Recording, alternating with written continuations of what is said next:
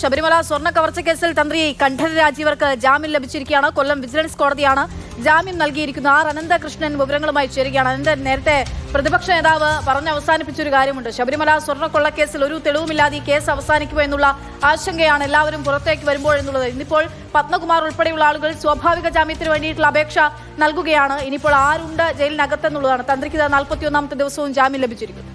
തീർച്ചയായും അക്ഷയ, ശബരിമല തീർത്ഥാടനവുമായി 41 എന്ന സംഖ്യയ്ക്ക് ഒരു ബന്ധമുണ്ട്. അത് ഇതിനകത്തൊരു കൗതുകമാണ്. 41 ദിവസത്തെ ജയിൽവാസം പൂർത്തിയാക്കിയാണ് ഇപ്പോൾ തന്ത്രി കണ്ഠരര് രാജീവര് ജയിൽ മോചിതനാകാൻ പോകുന്നത്. തന്ത്രി കട്ടളപ്പാളി കേസിൽ 13ാം പ്രതിയും ദ്വാരപാലക കേസിൽ 16ാം പ്രതിയുമാണ്. ഈ രണ്ട് കേസിലും തന്ത്രി കണ്ഠരര് രാജീവർക്ക് ജാമ്യം ലഭിക്കുമ്പോൾ, അതും കീഴ്ക്കോടതിയിൽ നിന്ന് ഈ കേസ് പരിഗണിക്കുന്ന കൊല്ലം വിജിലൻസ് കോടതിയിൽ നിന്ന് ജാമ്യം ലഭിക്കുമ്പോൾ അത് SIT സംബന്ധിച്ച് വലിയ തിരിച്ചടിയാണ്. കാരണം ഈ കേസുമായി ബന്ധപ്പെട്ട് തന്ത്രി കണ്ഠരര് രാജീവര് പ്രധാനപ്പെട്ട ഒരു ആള്, ഈ 13ഉം 16ഉം സ്ഥാനമാണ് പ്രതിപട്ടികയിലെങ്കിൽ ഈ കേസിൽ പക്ഷേ ഉണ്ണികൃഷ്ണൻ പോറ്റിയുമായി അടുത്ത ബന്ധം പുലർത്തിയിരുന്ന പ്രധാന പ്രതി എന്ന നിലയ്ക്കാണ് കോടതിയിലും അതുമായി ബന്ധപ്പെട്ട പ്ലാറ്റ്ഫോമിലുമൊക്കെ തന്ത്രിയെപ്പറ്റി SIT അവതരിപ്പിച്ചിരുന്നത്. അപ്പോൾ അത് ആ ഒരു വിലയിരുത്തൽ അല്ലെങ്കിൽ SITയുടെ കണ്ടെത്തൽ, അതിന് ബലം നൽകുന്ന തെളിവുകൾ തന്ത്രിക്കെതിരെ കണ്ടെത്താൻ SIT പരാജയപ്പെട്ടോ എന്ന് ആശങ്കപ്പെടാവുന്ന അല്ലെങ്കിൽ എന്ന് അനുമാനിക്കാവുന്ന രീതിയിലുള്ള നടപടിക്രമങ്ങളാണ് ഇപ്പോൾ കോടതിയിൽ നടന്നിരിക്കുന്നത്. കാരണം തന്ത്രി കണ്ഠരര് രാജീവർക്ക് സ്വാഭാവിക ജാമ്യമല്ല കിട്ടിയിരിക്കുന്നത്. അത് ആ സ്വാഭാവിക ജാമ്യം പൂർത്തിയാക്കുന്നതിന് മുൻപ് തന്നെ, അല്ലെങ്കിൽ ആ കാലഘട്ടത്തിന് മുൻപ് തന്നെ ജാമ്യം ലഭിക്കുമ്പോൾ, ഈ കേസിൽ അങ്ങനെ ജാമ്യത്തിൽ ഇറങ്ങുന്ന, കീഴ്ക്കോടതിയിൽ നിന്ന് തന്നെ ജാമ്യം ലഭിച്ച് പുറത്തിറങ്ങുന്ന ആദ്യത്തെ പ്രതിയാണ് തന്ത്രി കണ്ഠരര് രാജീവര്. അങ്ങനെ വരുമ്പോൾ കേസ്, തന്ത്രിക്കെതിരായ കേസ് ദുർബലമാണോ, അതിന് അവർ ഉന്നയിച്ചിരുന്ന ആരോപണങ്ങൾക്ക്, ആ ചാർജുകൾക്ക് ബലം നൽകുന്ന തെളിവുകൾ SITക്ക് കണ്ടെത്താൻ കഴിഞ്ഞിട്ടില്ലേ എന്നുള്ള സംശയം ഉയരുക സ്വാഭാവികമാണ്.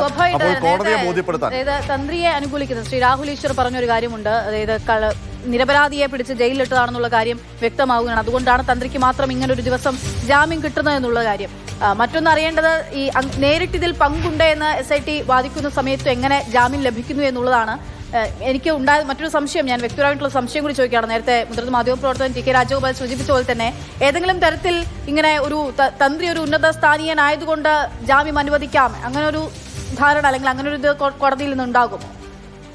കോടതിയിൽ നിന്ന് സാങ്കേതികമായി അങ്ങനെ ഒരു പരിഗണന ഒരു പ്രതികൾക്കും ലഭിക്കാറില്ല. കാരണം ആളുടെ സ്ഥാനമാനങ്ങൾ നോക്കുകയാണെങ്കിൽ ജാമ്യം ലഭിക്കാതിരിക്കുകയാണ് സാധാരണ ചെയ്യുന്നത്. കാരണം പ്രത്യേകിച്ച് ഒരുപാട് പ്രധാനപ്പെട്ട സ്ഥാനങ്ങളിലൊക്കെ ഇരിക്കുന്ന ആൾക്കാർക്ക് ജാമ്യാപേക്ഷ വരുമ്പോൾ, അവരുടെ ജാമ്യാപേക്ഷ വരുമ്പോൾ സ്വാഭാവികമായും പ്രതിസ്ഥാനത്തുള്ളവർക്കെതിരെ പ്രോസിക്യൂഷന്റെ വാദം പ്രധാനമായും ഈ പ്രതി ഇന്ന സ്ഥാനത്തിരിക്കുന്നയാളാണ്, ഇന്നയാൾക്ക് ഇത്രത്തോളം സ്വാധീനശേഷിയുണ്ട്, അതുകൊണ്ട് പുറത്തിറങ്ങിയാൽ അത് കേസിനെ ബാധിക്കും, അവർക്ക് സാക്ഷികളെയും ഈ അന്വേഷണ സംഘത്തെയും ഒക്കെ സ്വാധീനിക്കാൻ കെൽപ്പുള്ളവരാണ്, ഏതെങ്കിലും രീതിയിലുള്ള സമ്മർദ്ദം ചെലുത്തി അന്വേഷണത്തെ വഴിമുട്ടിക്കാൻ സാധ്യതയുണ്ട്, അതുകൊണ്ട് ജാമ്യം അനുവദിക്കരുത്.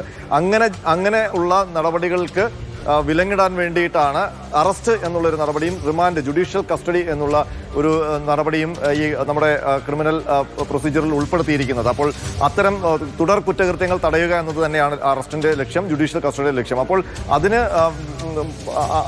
സാധ്യതയില്ല എന്ന് കോടതി കണ്ടെത്തുമ്പോഴാണ് അവർക്ക് ജാമ്യം ലഭിക്കുന്നത്.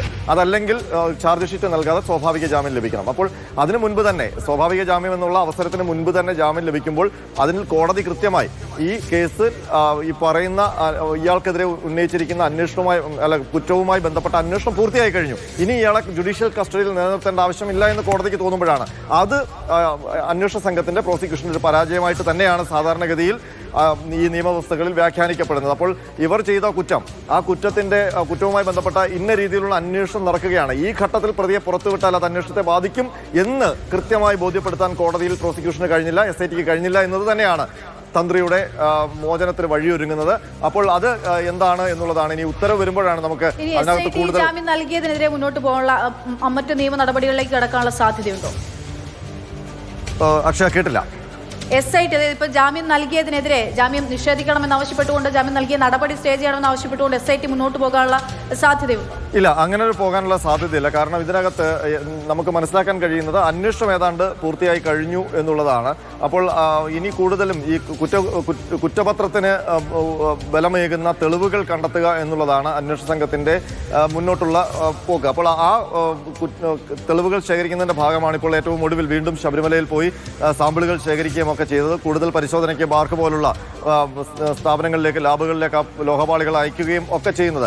അപ്പോൾ ഇനിയിപ്പോൾ ഈ ജാമ്യത്തിനെതിരെ കോടതിയിൽ മൂവ് ചെയ്യാനുള്ള സാധ്യത നേരത്തെ ഹൈക്കോടതി പറയുകയും ചെയ്തു. സ്വാഭാവിക ജാമ്യം കിട്ടിയാലൊന്നും ആശങ്കപ്പെടേണ്ട സാഹചര്യമില്ല. ഇപ്പോൾ ഇതിനകത്തെ ഒന്നാം പ്രതി തന്നെ പുറത്തിറങ്ങി നിൽക്കുകയാണ്. അത് തന്നെ SITയുടെ വീഴ്ച. കാരണം ആ ഒന്നാം പ്രതി ഇറങ്ങുന്നതിന് മുൻപ് തന്നെ കുറ്റപത്രം നൽകാൻ SITക്ക് കഴിഞ്ഞില്ല. അപ്പോൾ അന്വേഷണം ആ ഘട്ടത്തിലൊന്നും പൂർത്തിയായിട്ടില്ല എന്നുള്ളതായിരുന്നു ആ സമയത്ത് ഉണ്ടായിരുന്നത്. പക്ഷേ അന്വേഷണത്തിന് മേൽനോട്ടം വഹിക്കുന്ന ഹൈക്കോടതി ദേവസ്വം ബെഞ്ച് പറഞ്ഞത് അന്വേഷണം അതിൻ്റെ ഗതിയിൽ പോട്ടെ, ജാമ്യം ലഭിച്ചാലും അത് അങ്ങനെ അലോസരപ്പെടേണ്ട കാര്യമില്ല. കാരണം ഈ അന്വേഷണം ഒരു സങ്കീർണമായ അന്വേഷണമാണ്. ഇതിൽ ഏറ്റവും ശ്രദ്ധ കൊടുക്കേണ്ടത് കുറ്റമറ്റ ഒരു ചാർജ് ഷീറ്റ്, ഒരു കുറ്റപത്രം കോടതിയിൽ എത്തിക്കുക എന്നുള്ളതാണ്. ഈ കേസിൽ പ്രതിസ്ഥാനത്തേക്ക് വന്നിട്ടുള്ള ഒരു പ്രതിയും തെളിവുകളുടെ അഭാവത്താൽ പുറത്തേക്ക് രക്ഷപ്പെടരുത് എന്നുള്ള ഒരു ശാഠ്യം ഹൈക്കോടതി ദേവസ്വം ബെഞ്ചിനുണ്ട്. അതുകൊണ്ട് തന്നെയാണ് പ്രതികൾക്ക് സ്വാഭാവിക ജാമ്യം ലഭിച്ചാലും ഇത്തിരി സമയമെടുത്താലും കുറ്റപത്രം പൂർണ്ണമായും സജ്ജമാക്കി വേണം കോടതിയിൽ ഹാജരാക്കാനെന്നുള്ള നിർദ്ദേശം നൽകിയത്. അപ്പോൾ ഈ തന്ത്രിയെ സംബന്ധിച്ച് നമുക്ക് മനസ്സിലാക്കാൻ കഴിയുന്നത് 41 ദിവസം പൂർത്തിയാകുമ്പോഴേക്കും തന്ത്രിക്ക് ജാമ്യം ലഭിക്കുമ്പോൾ ഇനി നമുക്ക് ആ ഉത്തരവ് വരുമ്പോഴാണ് അതിനകത്ത് കൂടുതൽ ക്ലാരിറ്റി വരിക.